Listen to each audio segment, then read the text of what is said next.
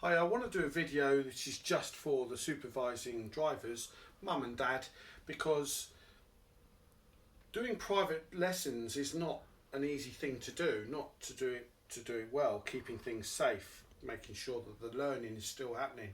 And I want to explain one of the things that is in the training pack, which is available right now, this Big Tom training pack that helps people like yourself to do safe private driving lessons. And this training pack can be delivered to your door at the moment till the 1st of April for an introductory price of just £55.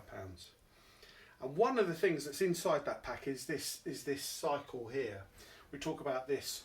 If your son or daughter, if they can learn skills, develop skills to understand what is happening in the lesson and why it is happening, then improvement will just happen, and you can refine skills because they have the structure in place to make that happen. But let's just give you two examples here of different types of phases that your son or daughter could be in when they're learning to drive, because the errors that they will make, and errors are opportunities for learning, the errors that they make they can be different depending on what phase they're in as they're learning to drive. Let's do this one first of all, which is a bit of more of a beginner type of error that happens. And let's say they're driving in slow moving traffic and they're stalling. Let's say they stall 3 times in fairly quick succession, and they may not know what is happening. They may not even know that it's stalled, the car has stalled, but they may not know why it's happening. Let's think of the reasons why it could happen. The clutch could be coming up too quickly, there's no gas set, they could be in the wrong gear, the handbrake may be on, their right foot might be on the brake pedal, they could be on a hill, they might be distracted but from the driver behind. When they look in the central mirror and they see the face of the driver behind, they may be too close to the vehicle in front. Lots of different reasons.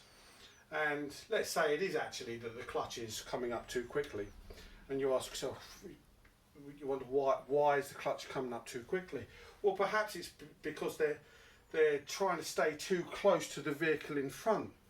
Maybe your son or daughter is feeling some pressure to stay too close to the vehicle in front, and maybe that's because you keep on saying to them, keep up, try and keep up with the traffic in front, and that is creating a pressure, which is meaning that they're sensing that pressure and they want to be too close to it, and they're bringing the clutch up because they're sensing that urgency. You take my point as to why things are happening and the range of reasons why things might happen. But what we're attempting to do is we're trying to develop in them the ability to realise what is happening and why it's happening. And let's give this other example here, which is more of an intermediate driver, and they're trying to come out of this junction. It's a T junction and they're doing a left emerge. So they're approaching the junction there to turn left, or emerge left I should say, and in the process of doing so they suddenly come to a stop. Let's say they come to a sudden stop just there because there's a vehicle parked near the junction, and as they've steered left they end up braking sharply because there's a vehicle coming the other way and there's a conflict for space, and they see all too late that, oh, actually I can't go round the vehicle because there's a vehicle coming, and so they brake hard. Why is this happening? Well, they're emerging left, they suddenly stop. It's observations at a junction, observations at a junction, which is lacking, because if they'd done good observations they would have seen that there was a vehicle that was parked on the left.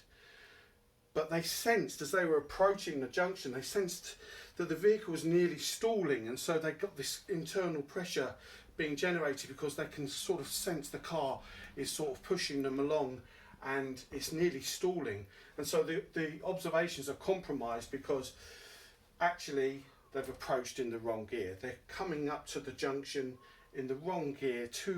The third gear is too high gear, it's too fast. And the reason why that's happening is because they've just made an error with regards to assessing junctions, and actually this junction needs to be approached much slower in a lower gear with more of a readiness to actually pause to do the good observations. And in the training pack we talk about a systematic technique for doing good observations at a junction. The number one reason for failing driving tests, by the way, has been for many years.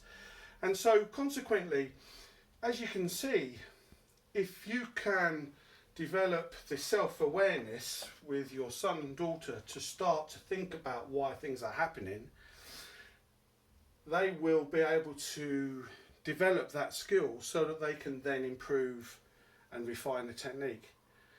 And then that means that once they have passed their driving test and they've got those skills to do that because they've got the self-awareness, then that improvement will continue, which is where we want to be.